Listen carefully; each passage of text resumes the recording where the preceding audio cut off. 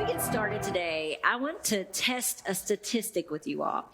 How many of you have social media in some shape, form, or fashion? Raise your hand. All right. Was it 100% of us in this room? No? All right. Who didn't have it?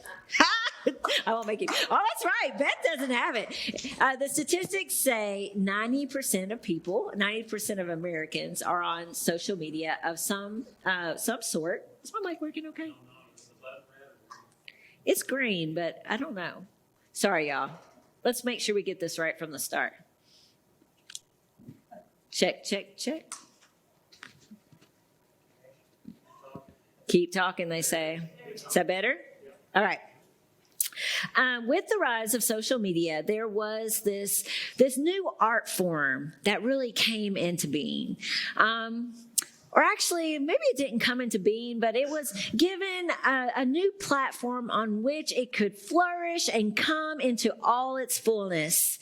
It is the art of false modesty, commonly known as the humble brag. Do y'all know what a humble brag is, right?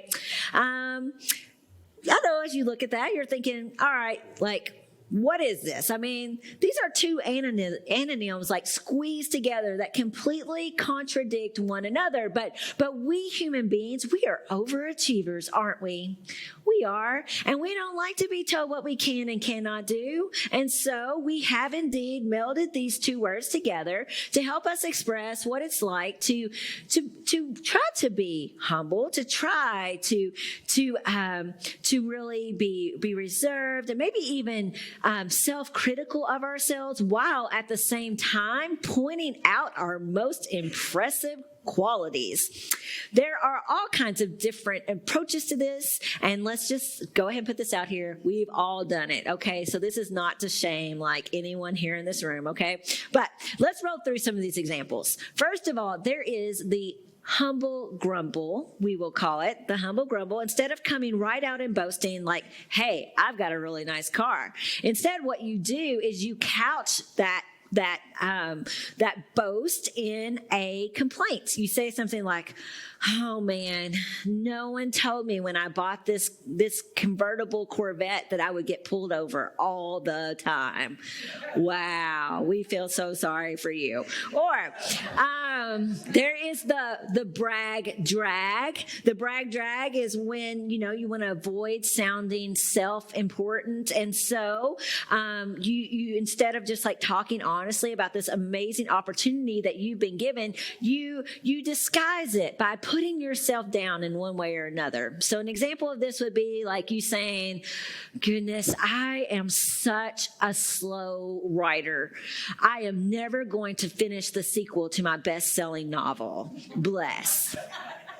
Or here's an advanced technique for you. This is called the baffled boast. If you don't want to come right out and say what it is that you're proud of, you can jump on social media and crowdsource it. Ask a question, So jump on there and say something like, does anyone know if you can claim a yacht as a home office?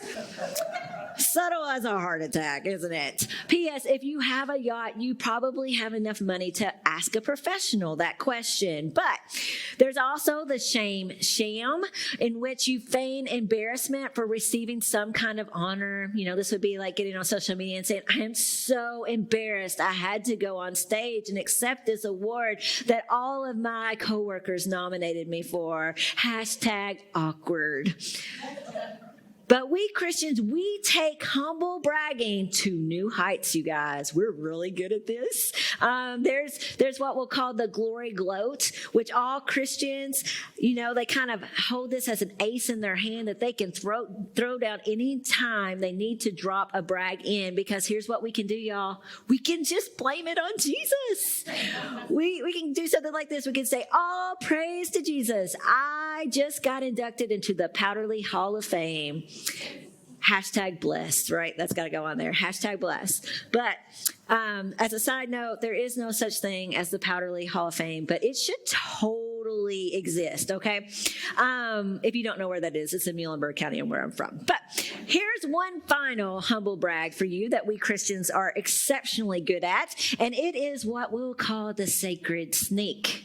All right, in case you ever need to use this, let me tell you how you do it. This is when you're dropping in some totally unnecessary detail into a story as you're setting it up. So it could look like this. You could say something like, during my regular hour-long devotional time that I have every day at 4 a.m., I saw a hummingbird outside my window. Okay. Or while I was praying through the directory, each person in our congregation today, I spilled, it wouldn't be coffee, Diet Coke all over myself. You know, I thought about this for a while. And I was like, okay, there's some other names we could call this. We could call it like the casual crow or the holy howl. But whatever you call it, it is indeed a favorite of those of us who love Jesus. Here's my question, though. Why do we do this? Why do we go through all this trouble and do all these gymnastics to try to appear humble yet brag at the same time? In fact, research, it tells us that we come across as much more sincere to other people if we just come right out and boast. And so why do we persist in our humble brag efforts? Maybe it's because we've been told that it's not really a good thing for us to point out our own successes. Maybe we've been told that we shouldn't celebrate our own strengths, that's rude and obnoxious. But at the same time, all of us have this same longing to belong. All of us want to be seen as someone who adds value to our world. All of us want to be seen as someone who deserves to be included and accepted and loved. And so we do the gymnastics. We get creative. And we, not so subtly at times, shrewdly sell ourselves to others when we can. While the term humble brag definitely had not been coined yet back in the first century, I believe the spirit of the humble brag was alive and well all the way back in the ancient world. In the book of Colossians, we've been traveling along with this small group of believers who have just started following Jesus. They're Gentiles, which means they're all brand new to this whole worshiping one God thing.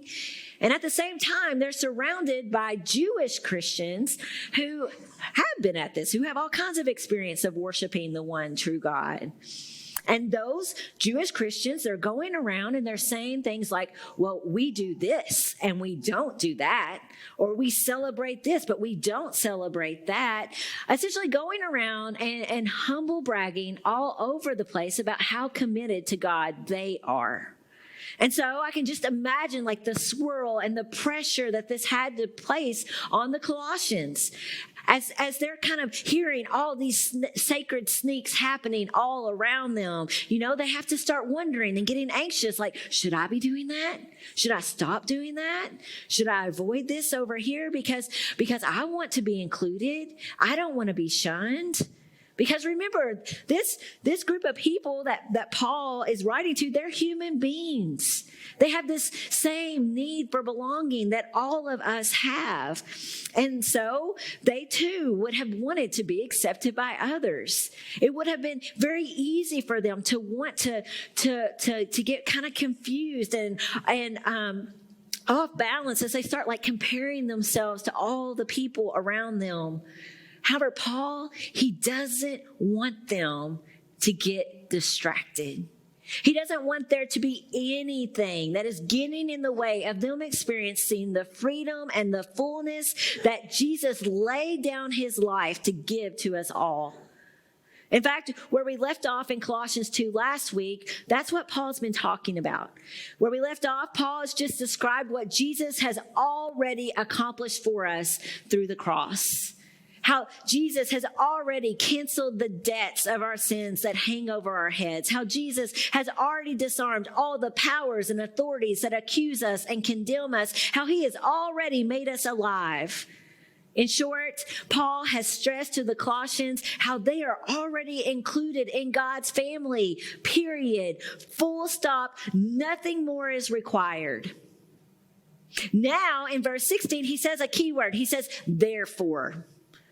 And therefore, we should pay attention to that, because what that's telling us is that it's in light of what he's just said, that it's because of what he has just said, that it's as a result of what Jesus has already accomplished, what he has already done, what he has already finished, that he says to the Colossians, you should not let anyone judge. He says, therefore, do not let anyone judge you by what you eat or drink, or with regard to a religious festival, a new moon celebration, or a Sabbath day. These are a shadow of the things that were to come. The reality, however, is found in Christ. You know, these things that are listed here in this passage, eating and drinking certain things, religious festivals, new moon celebrations, Sabbath day, these were some of the practices that the Jewish people engaged in as they kind of lived all scattered out from one another across the ancient world, away from their homeland. These were some of the things they did to be distinct, to stand out. These are some of the ways that they ordered their life of worship and that helped them stay connected to God. But Paul says, like, all of these actions that God had given to them to do this, that they're just shadows of what is really important, Jesus.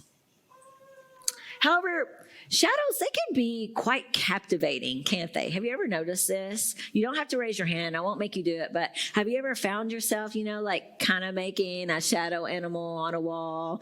Or you've seen kids do it, right? You haven't done it, but maybe kids have done it.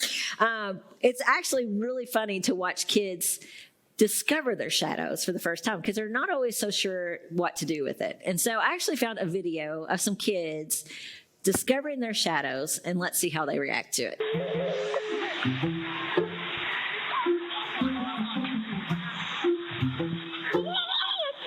Is it following you? It's gonna get you. It's gonna get...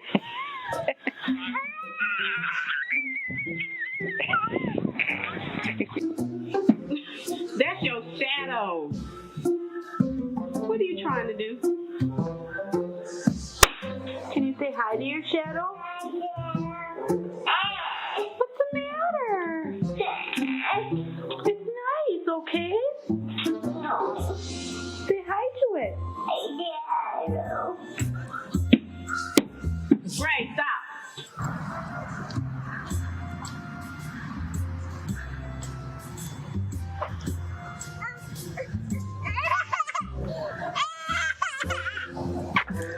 For real.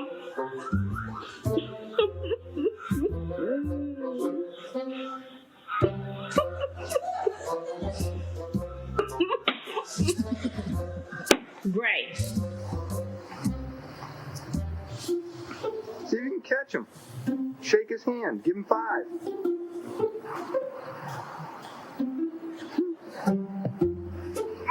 Yeah, did you give him 5? Look, he's still following you. So cute.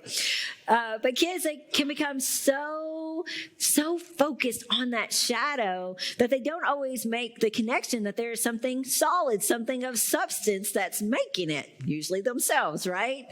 And in a similar way, Jewish Christians were so focused on these practices, these shadows that God had given to them, that they are distracted from the solid one, that they're distracted from the one of substance that the shadows have been pointing to all along.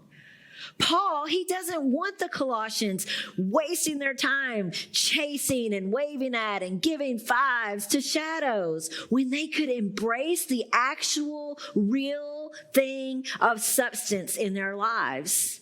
He doesn't want them to be all torn up about what they should be eating and drinking and making sure they're doing all the right things and worshiping on all the right days. He wants them to keep the main thing the main thing. He calls them and us to single-minded devotion to Jesus. And so he goes on. He says, do not let anyone who delights in false humility and the worship of angels disqualify you. Such a person also goes into great detail about what they have seen. They are puffed up with idle notions by their unspiritual mind. Evidently, at this point in time, there's some people that are engaging in spiritual practices, and they're kind of taking them to extremes. That's how they're making themselves stand out. For example, take fasting. Fasting is a spiritual practice that God has given to all of us that can help us connect to Him. It's a time of setting aside food so that we can focus more fully on God through prayer.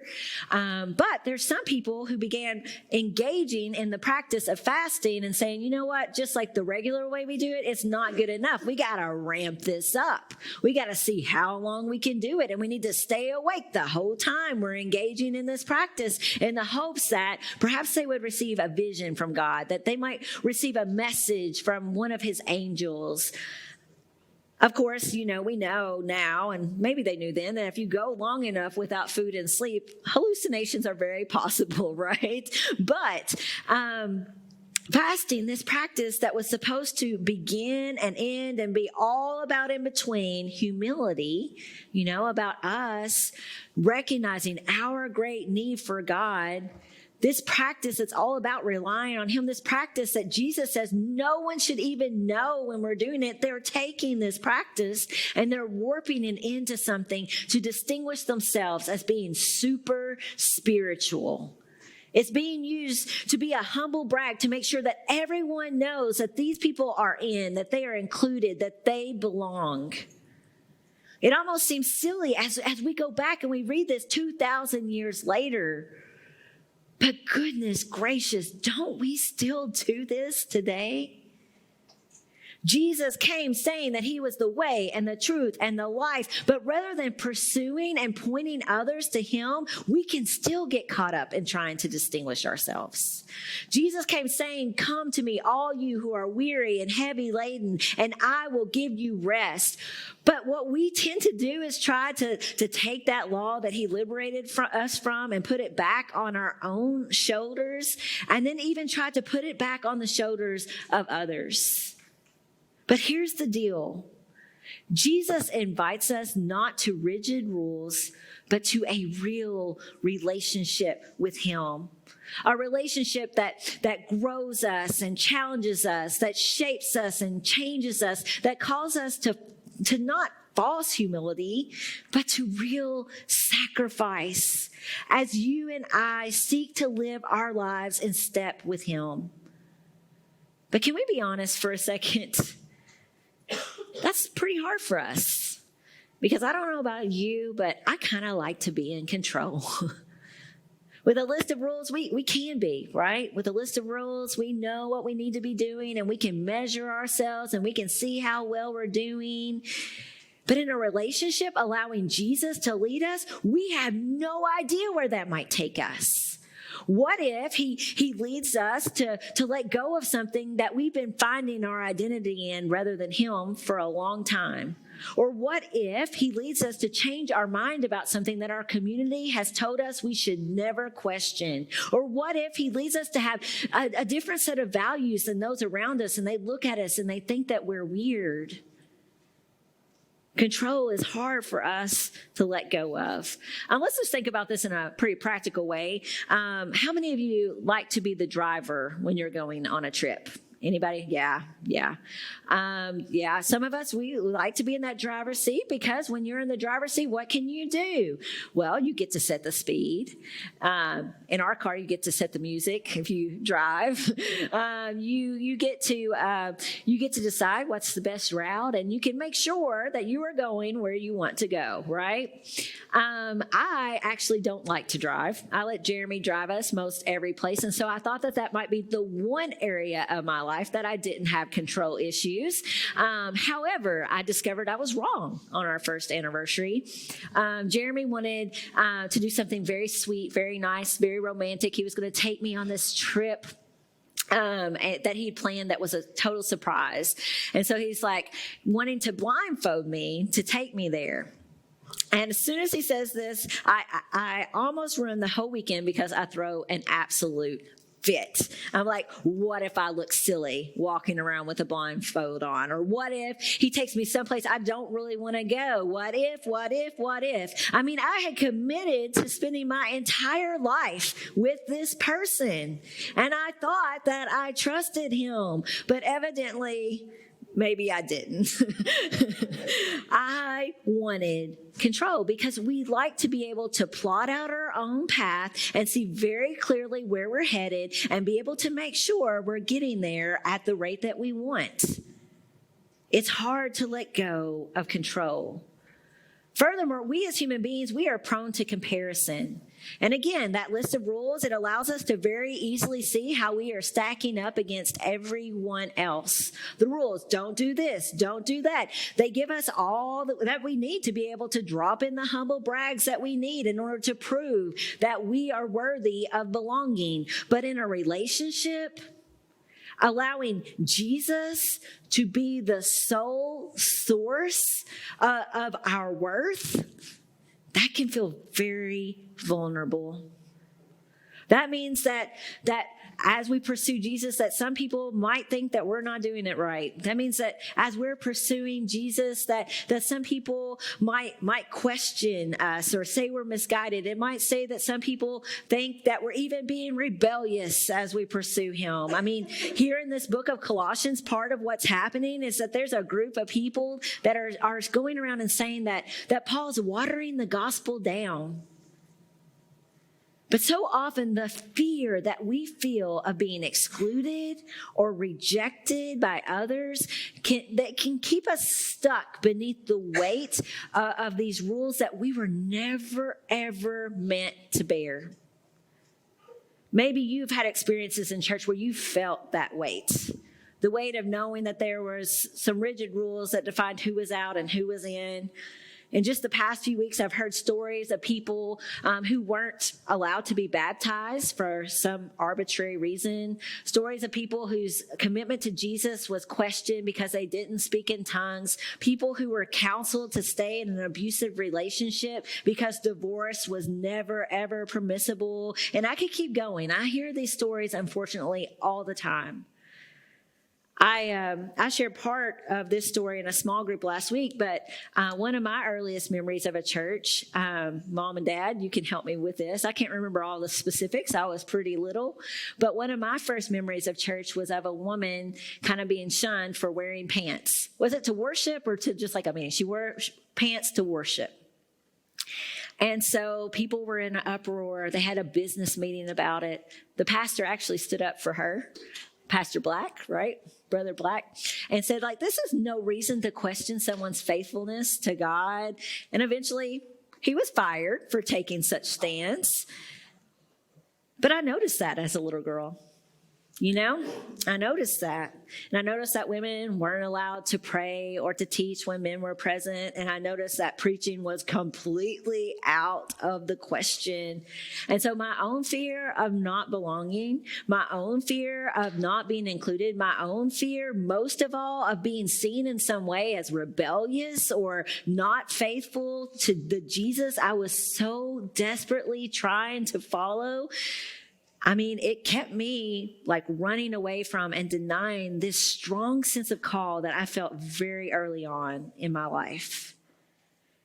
But comparison, it can do that. It can keep us trapped. It can hold us back because we're stuck just anxiously looking around at everyone else, trying to make sure that we fit in rather than fixing our eyes on Jesus.